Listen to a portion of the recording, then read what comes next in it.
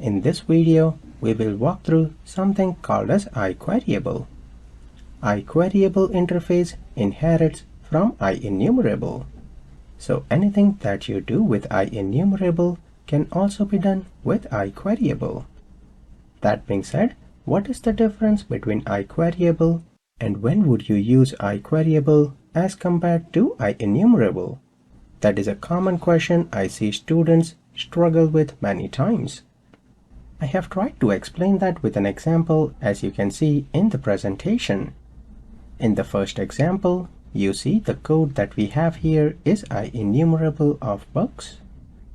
We are retrieving all the books using _db.books, where _db is the DB context in Entity Framework Core.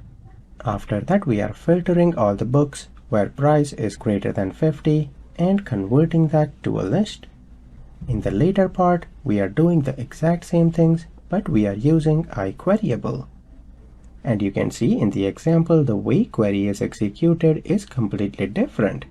When we use IEnumerable, it retrieves all the records from the book table and then filter is applied in memory. But when we use IQueryable, you can see in the query itself, it adds the where condition.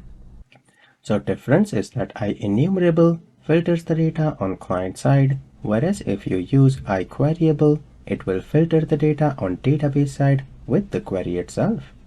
The advantage that IQueryable brings over IEnumerable is sometimes there can be thousands of records. We might not want all the records. Based on the filter condition, we only want few records. So to avoid all the calculation in memory, it is best to use IQueryable. That way the query that you write will filter out the data and return only what is needed. Now it is best if we see that in action. To do that, let me switch back to the project. Let me comment everything out. I will paste few lines here where books I already have that in my database, and I will retrieve that using EF Core. We have 6 books here. So using the DB context, I am retrieving the books here in IEnumerable, and the same query I am doing that in IFilterable. Now for price here, let me make it greater than 50, add a debugging point, and run that. I will navigate to that playground action method, click there, it will hit our breakpoint. I will clear the output window so we can see what query gets executed there. And perfect, with IEnumerable, we get the select statement without any where condition.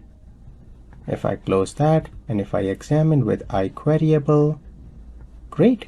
With IQueryable, we get the select statement, but we have the price where condition. One thing, if we scroll up, you can see in both the cases, the filtered records are 3 only. So in IQueryable, it did the filtering after retrieving all the books, but in IEnumerable, it was able to pass the where condition. Filtering was done in the query itself. So this way you can see how we should avoid using IEnumerable when we want to filter our data. We would rather filter that using IQueryable and save our server memory.